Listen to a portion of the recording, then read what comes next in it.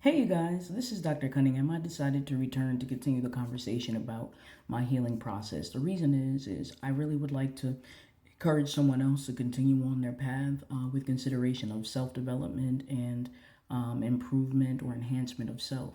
And so, with consideration of that, the other day I started the conversation about meeting with a neurologist and working on my brain functioning because I started noticing how stress was affecting literally the functioning of my brain and converting information from my mind to actually orate or to speak or to verbalize the information. And what I wanted to make sure that I said clearly is that I might have had a glitch during the recording. However, I'm going to continue to speak. And so I want to make sure that I highlight the difference between the animalistic portion of our brain and then the prefrontal cortex. The prefrontal cortex is responsible for problem solving, organizing information, solutions, deductive reasoning, which is different than the basal ganglia, the cerebrum, which is sitting cerebellum, excuse me. Like all of those are portions of like the animalistic brain.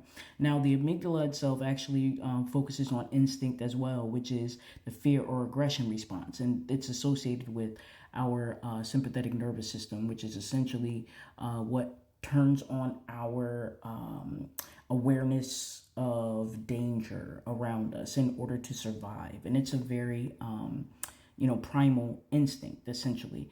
And all of the animals within the animal kingdom that exist now and still remain and are not extinct because of the fact that they were able to have an awareness of danger and then to also pivot instinctively. However, for a human being, we are able to think, reason, utilize complex language, are able to make meaning of things like words and languages. And so it's important. And I want to make sure that I say that with consideration of stress and how it affected my brain and my brain functioning had to do with words. And so I noticed how, again, just like I shared previously, how my brain was functioning differently with consideration of retrieval of words, orating or speaking words, where literally like even the structure of sentences shifted, where I had like the pronoun, the verb, and then the remainder of the sentence. How sometimes my words flipped. Now, I also want to make sure I say that with this caveat is that I'm also a person who likes to learn languages. Although English is my primary language and the only language I speak fluently, also through years of had learned multiple languages. So I can have a decent conversation with someone in Italian, Spanish, I've worked to learn Hebrew, as well as what other language? Worked to pick up on some French as well because I have Haitian family members and also family members through my family who currently live in France. And so between Italian, Spanish, French, I like learning languages. And so a lot of times there's a flip with consideration of pronoun and verb.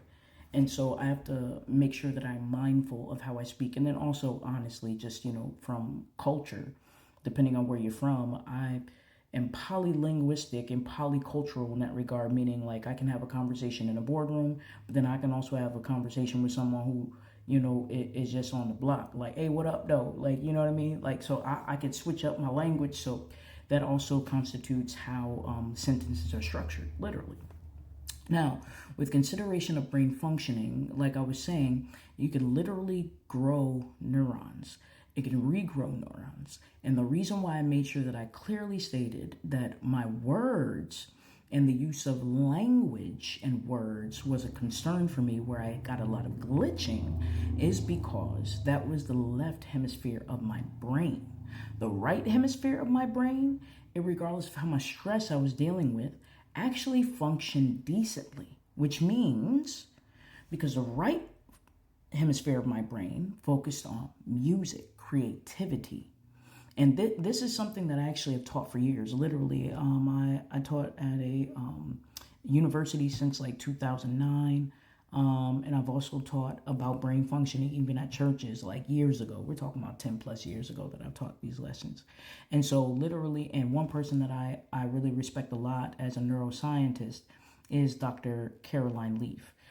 because she talks a lot about this information and utilized some of her techniques. So I definitely will recommend her books. But the reason why I'm saying this is because words were a concern, which is a left brain function. Right brain function has a lot to do with creativity, pictures, feeling. And so, with consideration of my right brain, I focused a lot on utilizing my creativity in order to heal. So, through music, through singing, through acting, and working to learn scripts, I was able to begin the process of healing. And it's actually techniques that I utilize when working with clients because I find that therapy is fun when utilizing creative methods. But then I also am, you know, a person who is aware of the fact that music is effective. And there's research that shows that music is effective with regards to reducing trauma symptoms for individuals. But then I also know from experience.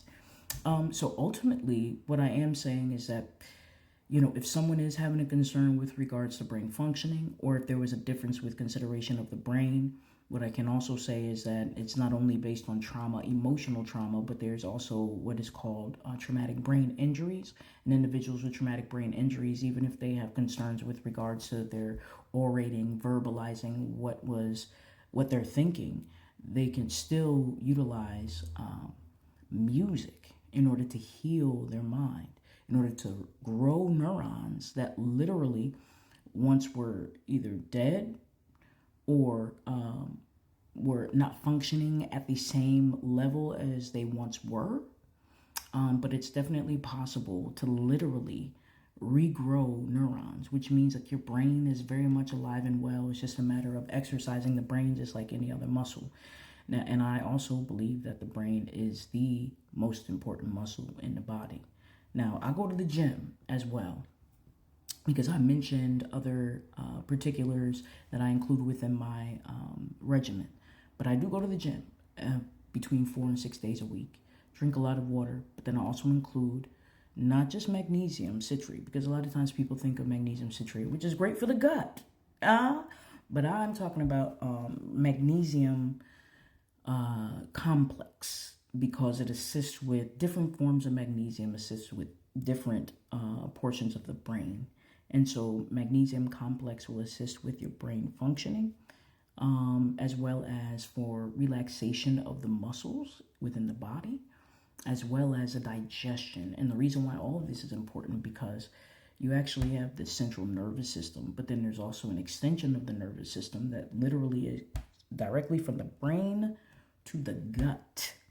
And so when people start thinking about how they feel when they fall in love or when they feel nervous and there's like butterflies in their belly, that literally is a direct connection from the brain to the gut, which is the reason why it's important for us to consider what supplements will assist us with consideration of the balance, and then also what allows us to rest. So then I also have a very strict sleep regimen.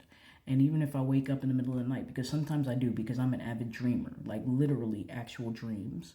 And so if I require an additional hour of rest, then I will give myself an additional hour of rest because that assists with the functioning of my brain. And just like any other muscle, you allow your muscle to rest, and then you also stretch your muscle, right? And so that's the reason why we're constantly learning. But then we also have time where we are paying attention to how our mind or our brain feels, giving our mind rest.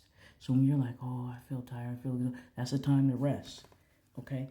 But rest doesn't always mean just going to sleep or taking a nap. If you're able to have a nap, then take a nap. But then if you cannot nap, form of meditation. And sometimes meditation, at least from my perspective, can also include still singing. Like I like listening to soaking music or lo-fi music.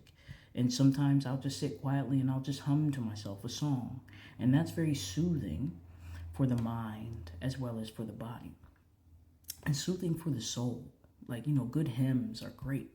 And I don't want to sound super spiritual, but even if you find something like a jazzy tune or a love song that you can hum to yourself that would, soothe you, then there's a great ways to calm yourself and also assist with the development and the redevelopment of the brain. Have a great day.